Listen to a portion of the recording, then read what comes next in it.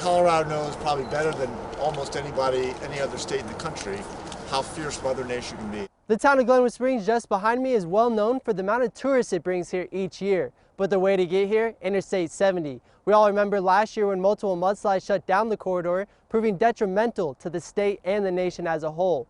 Secretary Pete Buttigieg is joined by Glenwood Springs Mayor to talk about the ongoing construction to I-70 and the funding that will get the job done. CDOT officials are hard at work to repair I-70, but the job's not done yet. The reason we're doing all of this is to help people go about their lives. Colorado's transportation is now supercharged by President Biden's $1 trillion infrastructure bill. The federal Department of Transportation is looking at the state as a trusted and valued partner, and they're allowing the state to share responsibility for where this money can get the maximum benefit for people in Colorado. State and national leaders aren't just looking to improve I-70, but to add to our state's fight against climate change. I was struck by the fact that for this community that's on the business end of climate change, they're also trying to be on the front end of climate change with electric and low-emission buses. The goal of reducing climate change is driven by a lot of factors: energy, buildings, and transportation, just to name a few. Transportation actually is the single biggest contributor to greenhouse gases. And to us,